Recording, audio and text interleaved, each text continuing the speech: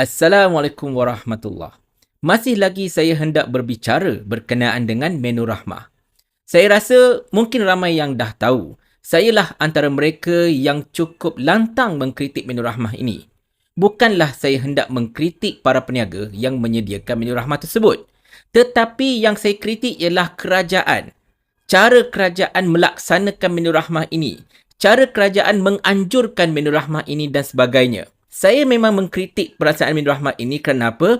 Kerana bagi saya, ianya cumalah menampal plaster kepada satu luka yang besar. Bukanlah satu perawatan sebenarnya. Memang rakyat terkesan dengan harga makanan yang begitu tinggi. Tetapi, untuk meminta ataupun menggalakkan konon-kononnya para peniaga makanan untuk menyediakan menu rahmah, iaitu satu menu makanan yang lengkap, ada ayam dan sebagainya tetapi dengan harga yang luar biasa murah, itu bukan penyelesaian. Sedangkan masalah terbesarnya, masalah utamanya lah kos barang mentah itu sendiri. Saya selalu kata, tak guna anda kata kalau kita sediakan menu rahmah sampai ke tahun 2030 pun. Tetapi sekiranya harga barang mentah masih lagi tidak ditangani dengan baik, selagi harga ayam masih meningkat, harga telur masih kekal meningkat, dan kini harga sayur pun semakin meningkat, apa guna minta para peniaga untuk melaksanakan menu rahmah? Apatah lagi, para peniaga yang melaksanakan menu rahmah ini tidak diberikan apa-apa pun oleh kerajaan. Geran pun tak bagi, diskaun barang mentah pun tak bagi, pelepasan cukai pun tidak diberikan. Mereka hanya mengeluarkan inisiatif mereka, terpaksa memotong keuntungan mereka sedikit, tetapi dalam masa yang sama juga, kerajaan just lepas tangan, yang paling buruk sekali pangai, mereka ambil kredit. Duk bergambarlah Menteri Kos Sara Hidup dengan plakat, oh ini adalah menu rahmah, sambil tersengih macam tu je. Tapi kerajaan tidak ada apa-apa bantuan pun kepada para peniaga. Tetapi bila saya suarakan benda ini, tidak kurang juga yang hentam saya balik. Mereka punya ayat biasalah. At least kerajaan ada inisiatif.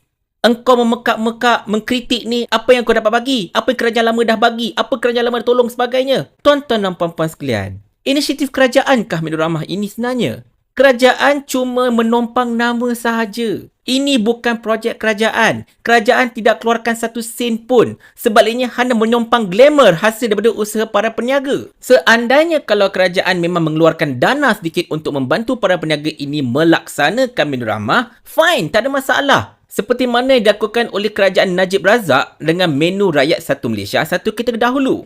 Tetapi dahlah kerajaan tak keluarkan apa-apa pun, dok ambil kredit. Dan bila kita mengkritik, dikatanya kita ini mengganggu agenda kerajaan. Apa benda lah semua ni?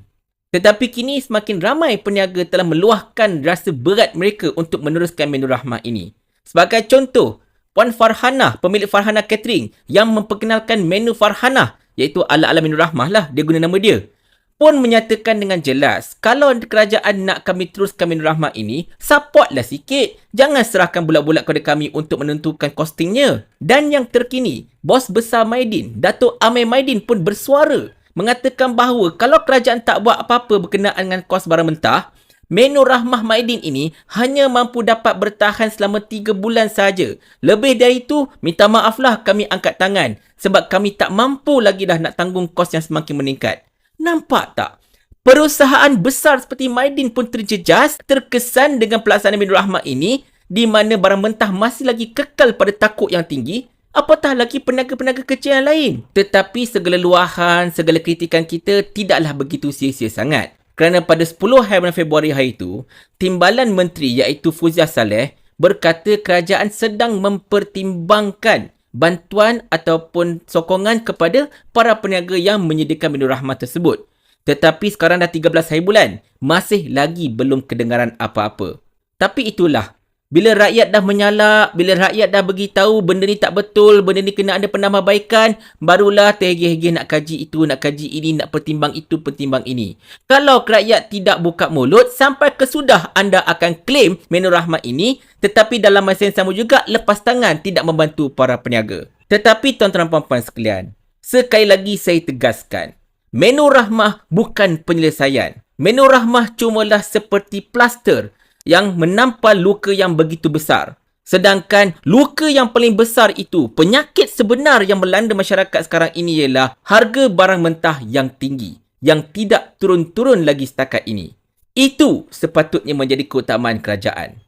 Assalamualaikum warahmatullahi